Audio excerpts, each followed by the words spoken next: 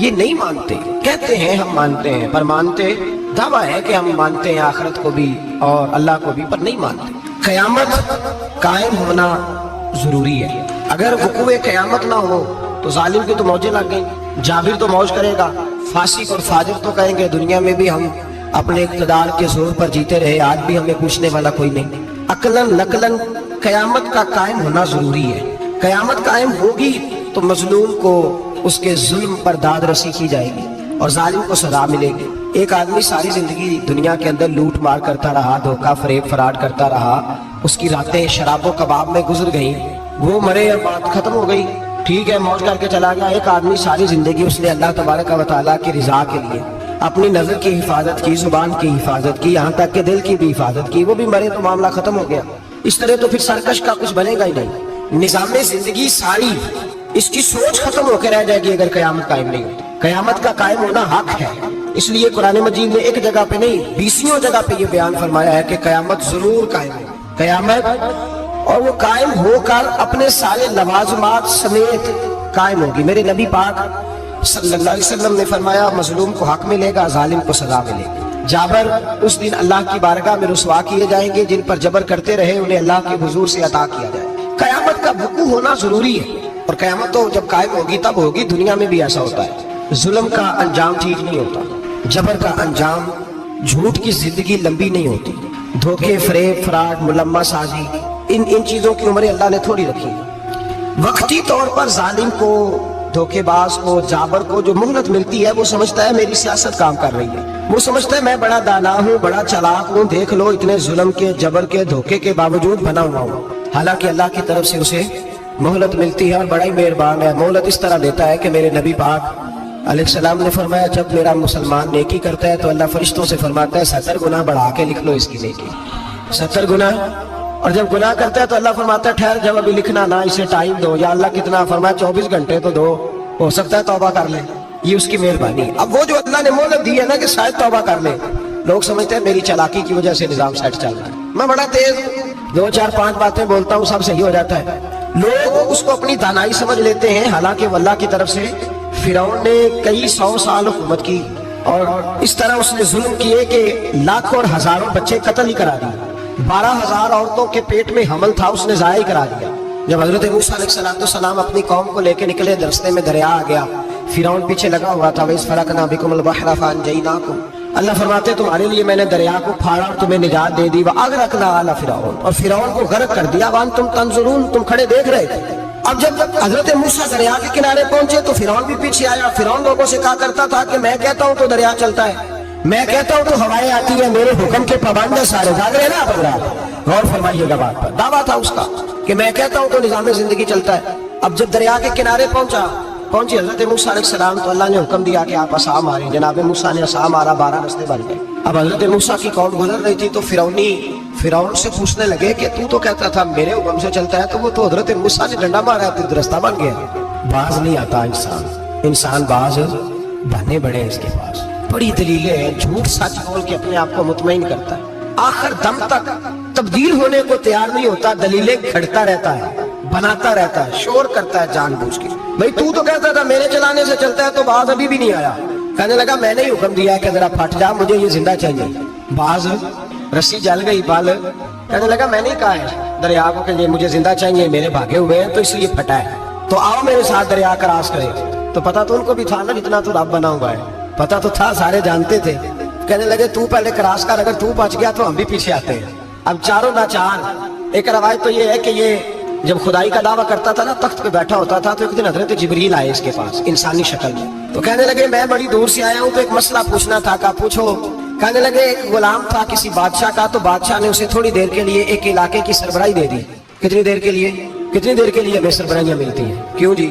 تھوڑی دیر کے لیے ملتی ہے نا، تھوڑی دیر کے لیے سربراہی دے دی ایک غلام کو۔ ذرا بات کو سمجھیے، حضرت جبریل پوچھتے ہیں، کہتے ہیں سربراہی مل گئی، اب وہ مالک ہی بن کے بیٹھ گیا ہے، وہ بات ہی سنتا، اسے تھوڑی دیر کے لیے بنایا تھا، وہ تو خدائی کا دعویٰ کرنے لگا ہے، آپ بتائیں اس کا انجام کیا ہونا چاہیے، یہ مسئلہ پوچھنے آئے ہو۔ تو فرعون کہنے لگا اس کا انجام یہ ہے کہ اسے پانی میں گوتے دے دے کے مار دے۔ انجام کیا ہے؟ بولیے کیا انجام ہے؟ کیا انجام ہے جی؟ پانی میں، اللہ اکبر، اپنی سزا تجویز کر رہا ہے۔ اس کی سزا کہ اسے پانی میں گوتے دے دے کے مارو ظالم کو. اسے تھوڑی دیر کے لیے بنایا تھا اور وہ چھائی گیا ہے, قبضہ ہی کر گیا ہے. حضرت جبریل کہنے لگے جی آپ لکھ کے دے دیں گے؟ کہنے لگا لاؤ لکھ دیتے ہیں. لکھوا لیا. جناب جبریل رکا لے کے تشریف لے گئے. اب جب فرعون دریا میں آیا نا تو اللہ نے حکم دیا مل جا. جب دریا ملا چیخنے لگا تو حضرت جبریل آئے, کہنے لگے تیرا ہی فتویٰ ہے, یہ تیری سزا ہی ہے نا.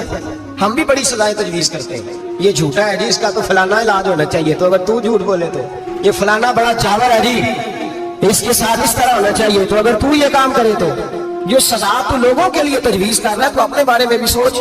اب جب ہوتے آئے نا آخری وقت دیکھا وہ فرعون جو کہتا تھا میری مرضی سے دریا چلتا ہے. علامہ ساوی نے تفسیر ساوی میں لکھا ہے تڑپ کے رونے لگا.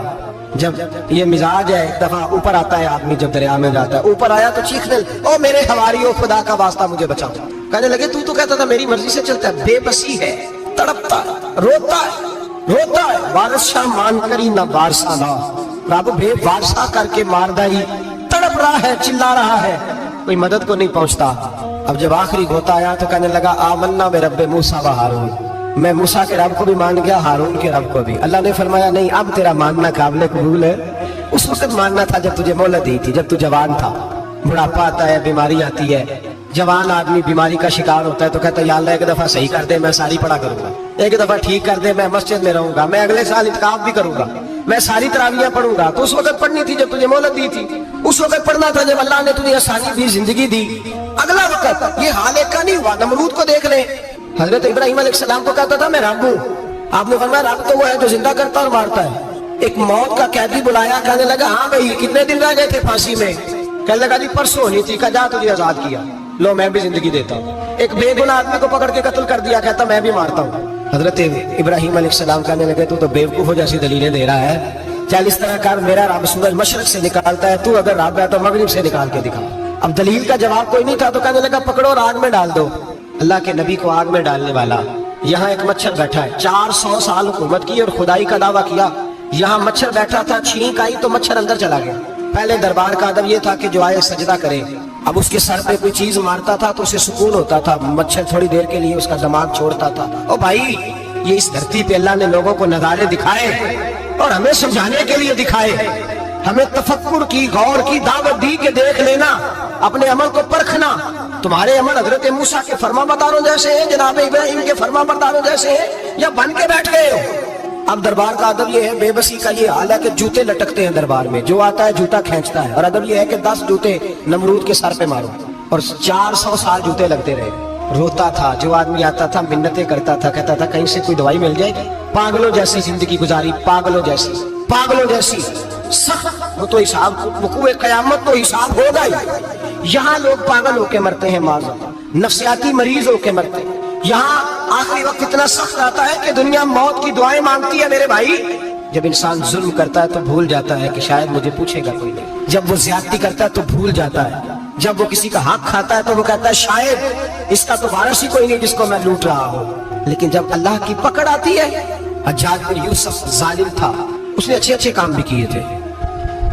قرآن پاک پر زیر زبر آراب حجاج بن یوسف نے لگوایا. محمد بن قاسم کو ہندوستان سندھ کے علاقے فتح کرنے بھی حجاج بن یوسف نے بھیجا تھا. ساری خوبیاں اپنی جگہ پر, ظالم بہت بڑا تھا.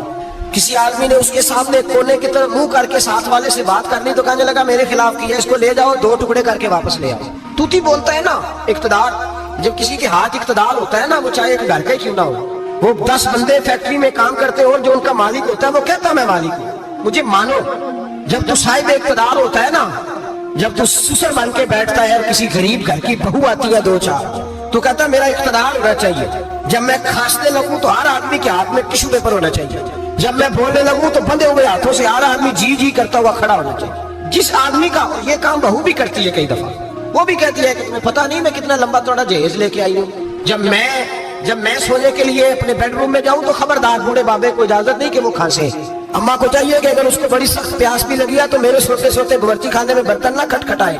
جو جہاں بھی جس اسٹیج پہ بھی بیٹھتا ہے وہ کہتا ہے کوئی نہیں مجھے پوچھنے والا, میں مطلع کو لینا لوں. جوان بوڑھوں کا مذاق اڑاتے ہیں, سمجھتے ہیں شاید کبھی بوڑھے نہیں ہوتے, مذاق اڑاتے ہیں. تندرست لوگ بیماروں کا مذاق اڑاتے ہیں, شاید کبھی بیمار نہیں ہوتے. حجاج بن یوسف ظالم تھا, ظلم کرتا تھا, زیادتی کرتا تھا. حضرت سعید بن جبیر ایک تابعی بزرگ تھے, اتنے بڑے بزرگ تھے کہ ساری رات نماز پڑھتے تھے. सारा साल रोजा रखते थे। एक दिन उन्होंने मिंबर पे बैठ के कहा कि हज्जाज जुल्म से बाज आ जाए वरना अल्लाह की लाठी बड़ी बेआवाज है। अल्लाह की लाठी, इसका क्या मतलब होता है? इसका मतलब है जब रब की लाठी चलती है तो उसकी आवाज जी, उसका पहले कोई पैगाम, वो पहले ऐलान नहीं करता कि तगड़े हो जाओ लाठी चलने लगी है। लाठी चलती है पर उसकी आवाज, समझ आ रही है मेरी बात की? जुमातुल विदा के लिए तशरीफ लाने वाले आवाम खास गौर फरमाइएगा। हज्जाज बिन यूसुफ को पता चला कि हजरत सईद बिन जुबैर ने मेरे खिलाफ बात की, बुला लिया। कहने लगा तूने मेरे खिलाफ बात की है? फरमाने लगे की है। कहने लगा तुझे पता है मैं कत्ल कर दूंगा? आप फरमाने लगे ना तू जिंदगी का मालिक है ना मौत का मालिक है, तू कैसे कत्ल कर? कहने लगा तुझे पता है मेरा? फरमाया मैंने तुझे नहीं, मैंने तो कई शद्दाद, कई हम्माद, कई कारून, कई फिरौन, कई नमरूद देखे, कईयों की दास्तानें सुनी, तू कौन है? तो छोटा सा है। एक जुमला है मुल्ला जलालुद्दीन रूमी का, बड़े दरवेश थे, एक बात कह गए।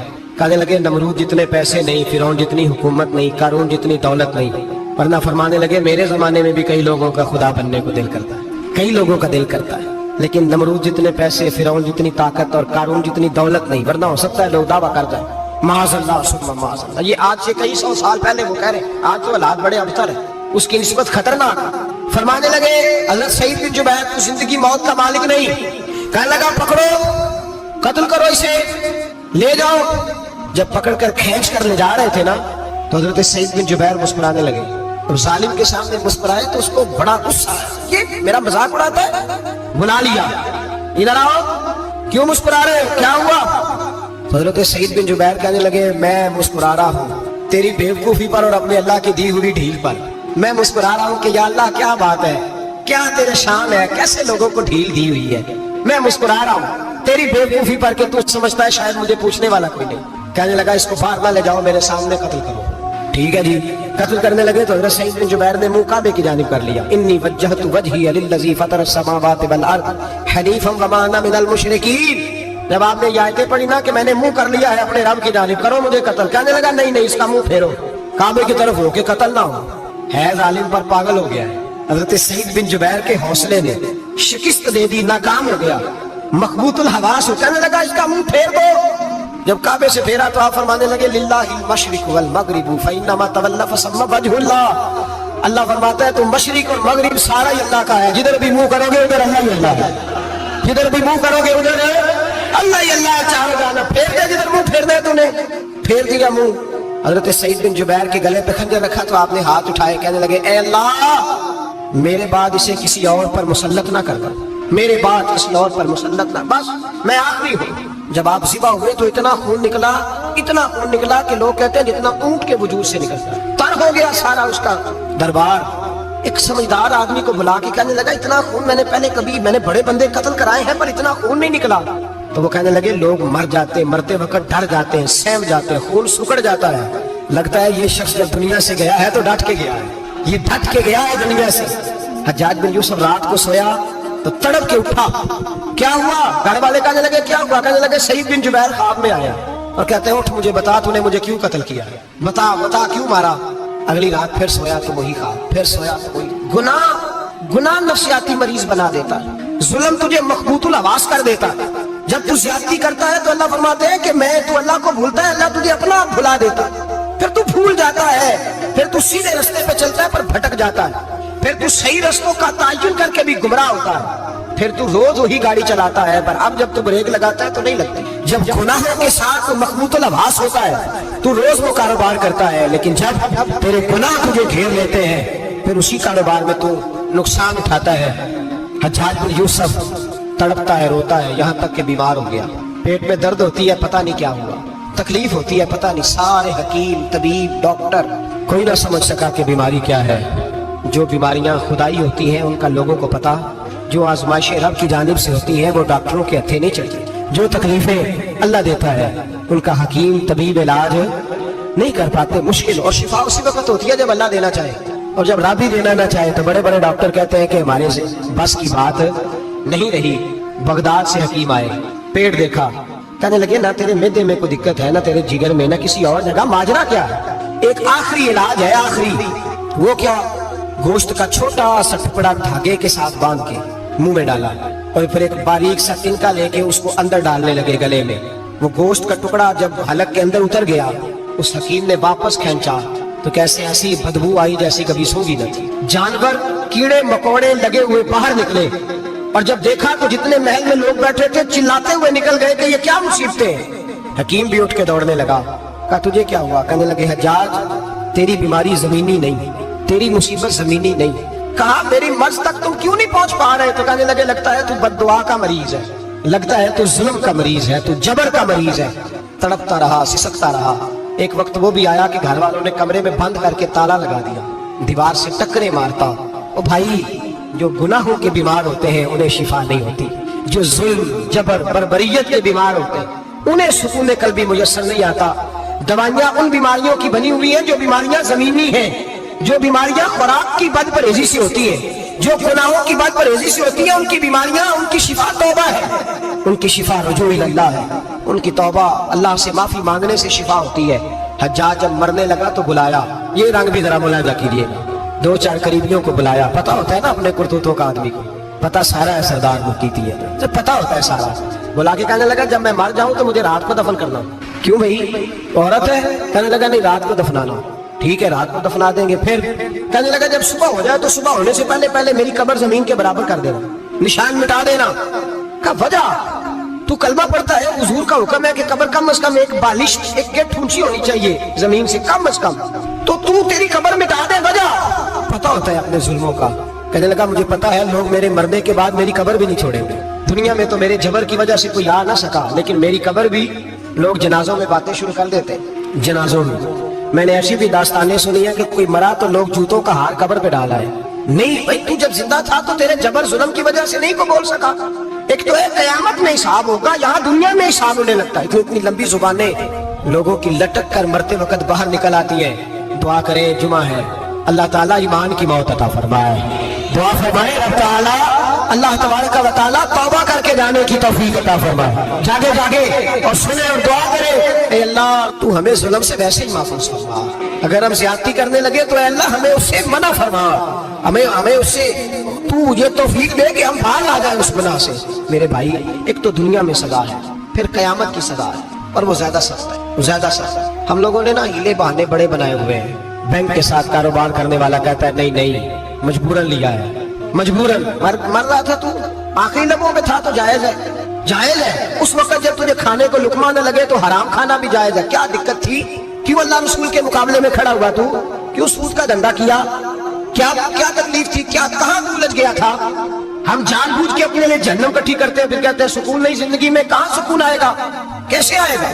हमने खुद आग लगाई है चमन में अपने। जो कयामत की सजा है, मेरे नबी पाक अलैहिस्सलाम ने फरमाया रब तुम्हें सामने खड़ा करेगा। और किस तरह खड़ा करेगा? फरमाया लोगों के वजूद से कपड़े उतर जाएंगे, जमीन इस तरह दहकेगी जिस तरह तांबा जमीन पे रखा जाए और आग जलाई जाए। तांबा देखा हम लोगों ने? ये भी गर्मी गुजरी है ना, तो फर्श पर जब सूरज पड़ता था तो नंगे पांव चला नहीं जाता था। सही कह रहा हूँ? नंगे पांव, बच्चे का पैर जमीन पे लगता तो चीख उठते हैं, कहते हैं वो जल गया पैर। हालांकि ये फर्श दुनिया के, अगर तांबे के अंदर खासियत है कि अगर कोई धात जल्दी और ज्यादा गर्म होती है तो वो तांबा है। मेरे नबी ने मिसाल दी तो उसकी भी जो सख्त था, फरमाया तांबे की तरह जमीन तपाई जाएगी और फिर नंगे पांव रब तुम्हें खड़ा करेगा। आज सूरज की पुश्त तुम्हारी जानिब है, कयामत में मुंह तुम्हारी जानिब होगा। नेजा आपने देखा होगा, नेजा होता था। फरमाया ये जो तुम नेजे देखते हो सिर्फ 1.25 नेजे के बराबर सूरज करीब आ जाएगा और फिर अल्लाह तुम्हें सामने खड़ा करके तुमसे सवाल जवाब करेगा। और हुजूर ने कह दिया है तो अब किसी नात खां के कहने से बात बदल सकती, किसी पीर के कहने से जुमला बदल सकता, किसी खतीब के कहने से फिक्र न करना, वो सामने जन्नत पड़ी है। अब बात बदल सकती। खुदा की रहमत पर भरोसा रखना जरूरी है, नबी पाक की शफाअत की उम्मीद रखना, बोलिए। लेकिन जो हुजूर ने बयान किया है उसको मानना भी ये भी जरूरी है। मेरे नबी पाक ने फरमाया अल्लाह तुमसे हिसाब लेगा और अल्लाह पूछेगा, तुमने जवाब देना है। हुजूर किस किस शय का? फरमाया जो पहनते हो उसका जवाब नहीं देना, जो खाते हो उसका जवाब नहीं देना, जो अल्लाह के रास्ते में देते हो उसका जवाब, बाकी हर शय का जवाब देना है। ओ उधर जो प्लाट है उसका भी जवाब देना है, और जो जी वो जो बच्चों को पैसे बताए उनका भी जवाब देना है, जो छुपाए हैं उनका भी। सुम्मा लतुसअलुन्ना यौमइज़िन अनिन नईम, जो कमेटी अपने महल्ले में डाली है उसका भी जवाब देना है, जो ससुराल के इलाके में अब्बा जी से चोरी डाली हुई है उसका जवाब भी, सबका जवाब देना है, तमाम हिसाब किताब। और अल्लाह फरमाते हैं मैं सामने खड़ा करके हर सवाल का तुझे जवाब, तुझे हर सवाल का जवाब। अच्छा, ये जो बड़े लोग थे वो हिसाब से डरते थे, हम छोटे लोग हैं हम हिसाब से हम नहीं डरते, हम कहते हैं देखी जाए। बड़े लोग जो थे वो हिसाब से, हजरत अबू बकर सिद्दीक दुआ कराया करते थे, दुआ करो अल्लाह मुझसे हिसाब ना पूछे। हजरत उमर फारूक रज़ी अल्लाह ताला अन्हु अपने बेटे से कहते थे, बेटा अपने बाप के लिए रहमत की दुआ करना, मैं दरगुजर वाला हूँ, मैं हिसाब वाला कोई नहीं। बड़े लोग डरते थे, बड़े लोग। हजरत उस्मान गनी कब्र पे खड़े होते थे तो दाढ़ी आंसुओं से भीग जाती थी। गुलाम कहते हैं हुजूर 3 दफा नबी पाक ने आपको जन्नत की बिशारत दी, 3 दफा बिशारत दी है, तो आप क्यों इतना रोते हैं? उस्मान गनी फरमाते जिस रसूल ने मुझे जन्नती कहा है उसी महबूब ने मुझे फरमाया था उस्मान कब्र आखिरत की मंजिलों में से पहली मंजिल है। और आप फरमाते मेरे तो कमरे में दिया गुल हो जाए तो मुझे डर लगता है, इसमें तो मुकम्मल अंधेरा है। आप फरमाते खिड़कियां बंद हो तो दम घुटने लगता है, इसको तो दरवाजा ही कोई नहीं, रोशनदान तक नहीं। भाई जो बड़े थे वो डर रहे थे। मौला अली शेर खुदा नमाज का वुजू करके कांपते थे, कांपते। अली आप मरहब के सामने नहीं कांपे, खैबर का दरवाजा उखाड़ते नहीं कांपे, बदर ओहद खंदक हुनैन और खैबर में नहीं कांपे, तो यहाँ आप फरमाने लगे मालिक के सामने जाते हुए डर आता है। बड़े लोग कांपते थे, बड़े लोग। आज कौन सा जुमा है? सारे बोलिए। हालांकि ये अगले साल दोबारा आएगा, हमारा नहीं पता कि हम विदा हो जाएंगे क्या बने। ये कौन सा जुमा है? आया जुमा तो आए हम पढ़े। आज एक फिक्र लेकर के जाना।